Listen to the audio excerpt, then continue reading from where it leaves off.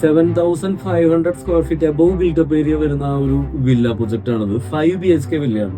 തൃശ്ശൂർ സിറ്റിയിൽ നിന്ന് ഏകദേശം 15 കിലോമീറ്ററോളം ഉള്ളിലേക്ക് പോയിട്ടുള്ള ഒരു പ്ലോട്ടിലാണ് ഈ വില്ല സിറ്റുവേറ്റ് ചെയ്തിട്ടുള്ളത്. ഇത് അവരുടെ ഒരു ആൻസെസ്ട്രൽ പ്രോപ്പർട്ടി. അപ്പൊ ഈ എക്സിസ്റ്റിംഗ് ബിൽഡിങ്ങിനെ ടോട്ടലി ഡിമോളിഷ് ചെയ്തുകൊണ്ട് ഒരു ബ്രാൻഡ് ന്യൂ ബിൽഡിങ്ങിലേക്ക് പോകാനായിട്ട് ഒരു ഇൻട്രസ്റ്റ് ക്ലയന്റിന് ഉണ്ടായിരുന്നില്ല. അപ്പൊ ഒരു റിനോവേഷന്റെ ഐഡിയ ആദ്യം പ്രപ്പോസ് ചെയ്യുന്നത് നമ്മളുടെ ആർക്കിടെക്ട്സ് തന്നെയാണ്. ഇതിന്റെ പ്ലോട്ട് ഞാൻ നിങ്ങൾക്ക് കാണിച്ചു തരാം. ഇതാണ് എക്സിസ്റ്റിംഗ് ബിൽഡിംഗ്. ഇതിന്റെ അപ്രോച്ച് റോഡ് ഇതാണ്. ഫ്രണ്ട് ഫേസിങ് ഈ SH ഇതിന്റെ സൈഡിൽ തന്നെ ചെറിയൊരു റോഡ് ഉണ്ട്. മെയിൻ എൻട്രൻസ് വരുന്നത് SH ഫേസിംഗ് ആയിട്ടാണ്. ഇതിന്റെ സ്ട്രീറ്റ് വ്യൂ കണ്ടാൽ നിങ്ങൾക്ക് കുറച്ചുകൂടെ ഡീറ്റെയിൽസ് മനസ്സിലാവും. ഇതിൽ എത്രത്തോളം ക്ലിയർ ആണെന്ന് അറിയില്ല. ഇതാണ് ഇതിന്റെ എക്സിസ്റ്റിംഗ് എലിവേഷൻ. ഇതാണ് ആ പ്ലോട്ടിലേക്ക് നമ്മൾ പ്രപ്പോസ് ചെയ്ത പുതിയ എലിവേഷൻ. ഒരു റെസിഡൻഷ്യൽ ബിൽഡിംഗ്, ഒരു വീട് റിനോവേറ്റ് ചെയ്യുന്ന സമയത്ത് നമ്മൾ ഏറ്റവും കൂടുതൽ ശ്രദ്ധിക്കുന്നത് ഇത്രയും ടൈം, ഇത്രയും പൈസ ഇൻവെസ്റ്റ് ചെയ്തുകൊണ്ട് ഒരു റിനോവേഷൻ ചെയ്തിട്ട് വീണ്ടും അതേ പഴയ വീട്ടിൽ തന്നെ താമസിക്കുന്ന ഒരു ഫീലും, ഒരു റീപെയിന്റ് ചെയ്ത്, ഒരു ഫ്ലോറിങ് ചെയ്ത്, ഒരു അതേ പഴയ വീട്ടിൽ തന്നെ താമസിക്കുന്ന ഒരു ഫീൽ ഇല്ലാതെ താമസിച്ചുകൊണ്ടിരുന്ന വീടിന്റെ ഒരു ഷേഡോ ഇല്ലാതെ ഒരു പുതിയ ബ്രാൻഡ് ന്യൂ വില്ല ആക്കി എടുക്കാനാണ് നമ്മളുടെ ടീം ഏറ്റവും കൂടുതൽ ശ്രദ്ധിക്കുന്നത്. ബേസിക് ആയിട്ട് 1-2 കാര്യങ്ങൾ അതിൽ ശ്രദ്ധിച്ചാൽ മതിയായിരിക്കും. മെയിൻ ആയിട്ട് ഹൈറ്റ്. നമ്മളിപ്പോ ചെയ്തുകൊണ്ടിരിക്കുന്ന വില്ലകളുടെ എല്ലാം ഹൈറ്റ് എന്ന് പറഞ്ഞാൽ 12 ഫീറ്റ് 14 ഫീറ്റ് എല്ലാം മിനിമം നമ്മൾ ഉള്ളിൽ ഹൈറ്റ് കൊടുക്കും. Floor to ceiling height.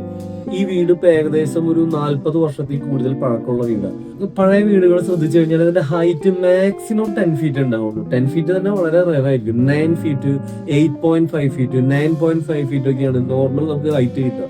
ഒരു 40 ഇയർ പഴക്കമുള്ള ഒരു വീട് എന്ന് പറയുമ്പോൾ മോസ്റ്റ് പ്രോബബ്ലി അതിന്റെ ഫ്ലോറിംഗ് എന്ന് പറയുന്നത് കാവി ഫ്ലോറോ അതല്ലെങ്കിൽ മൊസൈക്കോ അല്ലാതായിരിക്കും. റെയർ ആയിട്ടാണ് ഗ്രാനൈറ്റോ മാർബിളോ ഒക്കെ ഉണ്ടായിരിക്കുക. എന്തായാലും ഒരു 20-25 വർഷങ്ങൾ കഴിയുമ്പോൾ ചെറിയൊരു റിനോവേഷൻ അവിടെ താമസിക്കുന്നവർ തന്നെ ചെയ്തിട്ടുണ്ടായിരിക്കും. ഏതെങ്കിലും ഒരു വോൾ ഡിമോളിഷ് ചെയ്ത് ഒന്ന് എക്സ്റ്റെൻഡ് ചെയ്യുകയോ അല്ലെങ്കിൽ ഫ്ലോറിംഗ് 99% അവിടുത്തെ ഫ്ലോറിംഗ് ചേഞ്ച് ചെയ്തിട്ടുണ്ടായിരിക്കും. ഇത് ചെയ്യുന്ന സമയത്ത് ഇവർ ഒരിക്കലും എക്സിസ്റ്റിംഗ് ഫ്ലോറിനെ മൊത്തം പൊളിച്ചു കളഞ്ഞ് ആ വേസ്റ്റ് എല്ലാം ഡംപ് ചെയ്ത് പുതിയ ഫ്ലോറിംഗ് ചെയ്യാനായിട്ടുള്ള ചാൻസ് വളരെ കുറയുക. എക്സിസ്റ്റിംഗ് ഫ്ലോറിന്റെ മീതെ ഏതെങ്കിലും ടൈൽ ഫിക്സിംഗ് ഗം ഉപയോഗിച്ച് അവർ പുതിയ ഫ്ലോറോ മാർബിളോ ഗ്രാനൈറ്റോ ചെയ്യുകയുണ്ടായിരിക്കും. ഈ റിനോവേഷൻ എല്ലാം കഴിഞ്ഞ് അവർ ആ വീട്ടിലേക്ക് സ്റ്റെപ്പ് ഇൻ ചെയ്യുന്ന സമയത്ത് തന്നെ വളരെ വിശാലമായിട്ടുള്ള ലിവിംഗ് റൂംസ്, നല്ല maximum height, maximum sunlight, maximum air ഒക്കെ കിട്ടിക്കൊണ്ട് വളരെ പുതിയ ഒരു ഫീല് അവർക്ക് കൊടുക്കാനാണ് നമ്മളിവിടെ ശ്രദ്ധിച്ചത്. അതുകൊണ്ട് തന്നെ ഇവിടുത്തെ ലിവിംഗ് റൂം നമ്മൾ ഡബിൾ ഹൈറ്റിലാണ് ചെയ്തിട്ടുള്ളൂ. നോക്കിക്കഴിഞ്ഞാൽ ഇവിടെ ഒരു 5 കാറിനുള്ള പാർക്കിംഗ് ഉണ്ട്. ഒരു ഓട്ടോമാറ്റഡ് ഷട്ടറുള്ള ഒരു ക്ലോസ്ഡ് കാർ പോർച്ച് ഉണ്ട്. 3 കാറിന് പാർക്ക് ചെയ്യാൻ പറ്റുന്ന പോലെ. അതുപോലെ തന്നെ വീടിനോട് ചേർന്ന് തന്നെ ഒരു 2 കാർ പാർക്ക് ചെയ്യാനായിട്ടുള്ള ഒരു ഓപ്പൺ കാർ പോർച്ചും ഉണ്ട്. ലെഫ്റ്റ് സൈഡിൽ ഒരു എൻട്രൻസ് നമ്മൾ അവിടെ നിലനിർത്തിയിട്ടുണ്ട്. ഇവരുടെ ഫാദർ കൺസൾട്ട് ചെയ്തുകൊണ്ടിരുന്ന ഒരു കൺസൾട്ടേഷൻ റൂമാണ്. പുള്ളി ഒരു ഡോക്ടറായിരുന്നു. പുള്ളിയുടെ ഒരു കൺസൾട്ടേഷൻ റൂമാണിത്. അപ്പൊ അവിടെ 24 hours ഡേ നൈറ്റ് എന്നില്ലാതെ എപ്പോ വേണമെങ്കിലും പേഷ്യൻസിന് വരാവുന്നതും കൺസൾട്ട് ചെയ്യാവുന്നതായിട്ടുള്ള ഒരു ഏരിയ ആയിരുന്നു. അപ്പൊ അത് അങ്ങനെ തന്നെ നിലനിർത്താനായിട്ടാണ് നമ്മൾ ശ്രദ്ധിച്ചത്. ആ ഒരു എൻട്രൻസും ആ ഡോറും ആ സിറ്റ് ഔട്ടും ആ സ്റ്റെപ്സും എല്ലാം അവിടെ നിലനിർത്തിക്കൊണ്ട് തന്നെയാണ് ബാക്കിയുള്ള ചേഞ്ചസ് മൊത്തം വരുത്തിയിട്ടുള്ളത്. എലിവേഷന്റെ പാറ്റേൺ അതല്ലെങ്കിൽ ഷേപ്പിൽ ഒരുപാട് എക്സ്പെരിമെന്റ്സ് ചെയ്യുന്നതിനേക്കാളും അതിന്റെ സ്റ്റെബിലിറ്റി സ്ട്രെങ്ത്തും നിലനിർത്തിക്കൊണ്ട് മെറ്റീരിയൽസിനുള്ള ഒരു കോൺട്രാസ്റ്റ് വെച്ചിട്ട് ഒരു കോമ്പിനേഷൻ ചെയ്യാന്നുള്ളതാണ്. നമ്മൾ ഉപയോഗിക്കുന്ന എലമെന്റ്സിൽ തന്നെ നമുക്ക് ഒരുപാട് ടെക്സ്റ്റേഴ്സ് കിട്ടും.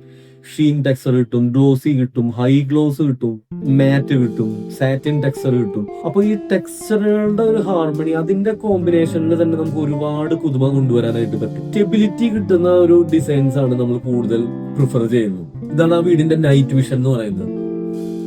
വളരെ ബ്യൂട്ടിഫുൾ ആയിട്ട് ആംബിയന്റ് ലൈറ്റ് ഒക്കെ മിനിമൽ ആയിട്ട് ആ വീടിന്റെ സ്ട്രക്ചറിനെ എലിവേറ്റ് ചെയ്യുന്ന പോലെ ദൂരെ നിന്ന് ഗേറ്റിന് വെളിയിൽ നിന്ന് നോക്കുമ്പോൾ പോലും ആ വീടിന്റെ ഒരു സ്റ്റില്ലോട്ട് ടോട്ടലി മനസ്സിലാകുന്ന രീതിയിലുള്ള ലൈറ്റിംഗ് ആണ് നമ്മളിവിടെ കൊടുക്കുന്നത്.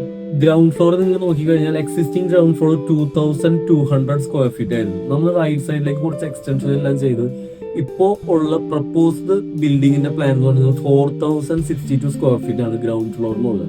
സിറ്റ് ഔട്ടിൽ നിന്ന് എൻ്റർ ചെയ്യുന്നത് നേരെ ഒരു ഫോമൽ ലിവിംഗ് ഏരിയയിലേക്കാണ്. അവിടെ നിന്ന് ഫാമിലി ലിവിംഗ് ഏരിയ.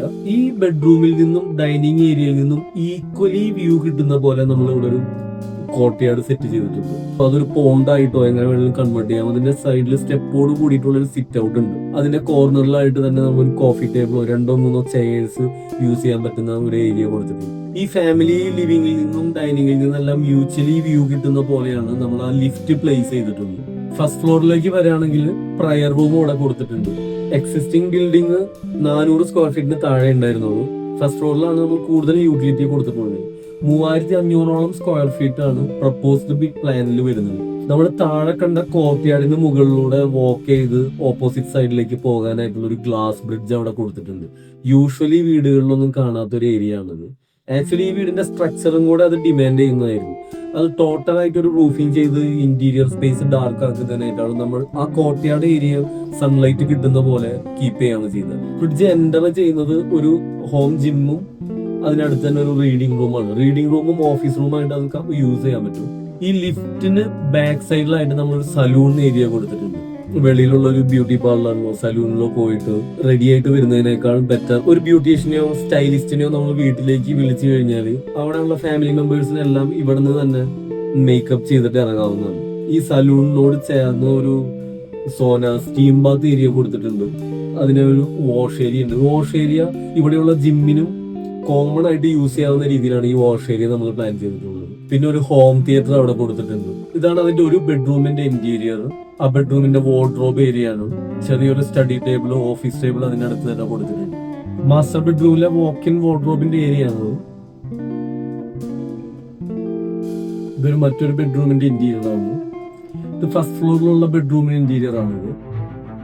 അപ്പൊ നിങ്ങൾക്കും ആർക്കിടെക്ചറൽ കൺസ്ട്രക്ഷൻ ഇന്റീരിയർ റിലേറ്റഡ് ആയിട്ടുള്ള എന്ത് സൊല്യൂഷൻസിന് വേണ്ടിയിട്ടും നമ്മളുടെ ടീമിനെ എപ്പോൾ വേണമെങ്കിലും കോൺടാക്ട് ചെയ്യാം. കോൺടാക്ട് ചെയ്യാനുള്ള നമ്പർ ഞാൻ ഈ വീഡിയോയുടെ കൂടെ തന്നെ കൊടുക്കാം.